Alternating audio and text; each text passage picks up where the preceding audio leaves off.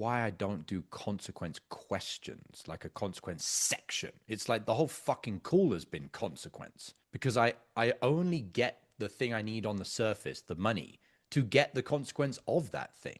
So I don't then need to have a consequence section in the call of like, well, what happens if nothing changes?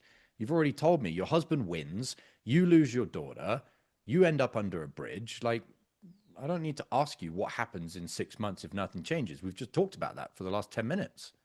The reason that they put consequence questions into consequence section questions into a sales script is only because 99% of salespeople are shit and they don't actually talk about the consequences in the situation section / problem section, which is where you should be talking about it. So because they know, the people that sell mass market bullshit training, that most salespeople just aren't going to do what they're supposed to do, they put it forced into the conversation to hope and pray that you actually cover it.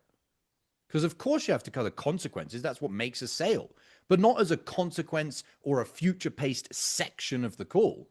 The whole call is based on, okay, this is going on, so what? This is going on, so what? This is going on. How's that affecting you right now? And everything has a stake attached to it. No stakes, no sale. And it sounds really fucking weird when you've just got someone's situation and problem that they don't have enough lead flow and they're not making much money. And then you ask them a consequence question. Well, what happens in 6, 12, 18 months if you continue to not have lead flow and you only make 5K zero, 5K zero? They're like, well, there isn't really a bigger consequence than that I'll just make 5K zero, 5K zero. That doesn't make sense because you're trying to ask a consequence about, fucking watching paint dry.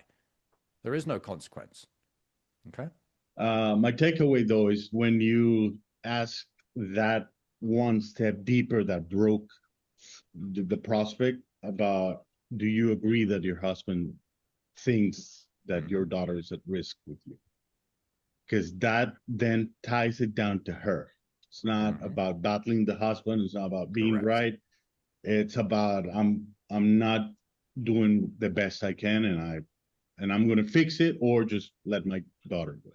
Yeah. That was like, oh fuck. That's the one question deeper that I need to go every time. And this is what I mean. I said this, I think, a few weeks ago, where I was like, your sales calls, if you watched them back, should be like watching Netflix.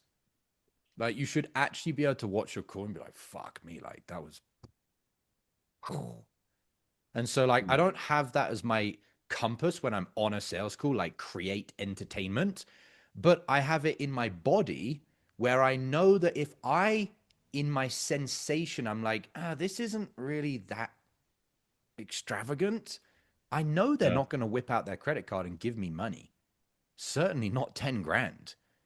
There has to be some things in the call, whether it's one question, 2 or 3, whatever, where you're like, wow, that was pretty wild.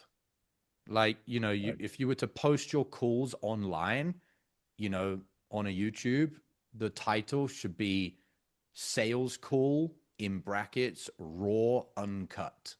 As in, like, that should be the title that would be appropriate for all your sales calls. If it's like sales call, well, then it was one that didn't close. Like, every one of your calls, you should, in theory, be able to upload it to YouTube and people would watch it and be like, fuck me, like, I'm surprised you asked that question.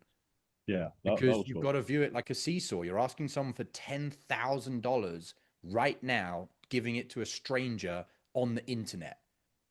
Like, how have you balanced that with your call being pretty fucking wild? If it's not wild enough, they ain't going to give you 10 grand, because the very fact of a human being giving 10 grand to a stranger over the phone is wild. So that wildness on this side has to be balanced with the wildness of, like, you asked some pretty crazy questions. How many deals have you already lost this week that you could have closed but didn't because you were out of state?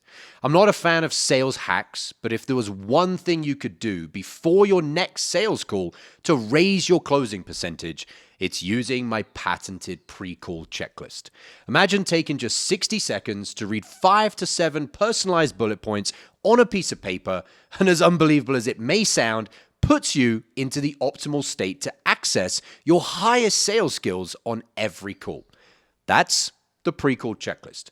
I'm going to show you how to create your own, All you need is a piece of paper and to go through the training that I'm going to give you. Thousands of salespeople have used this framework to close more deals, and you can have your own for free.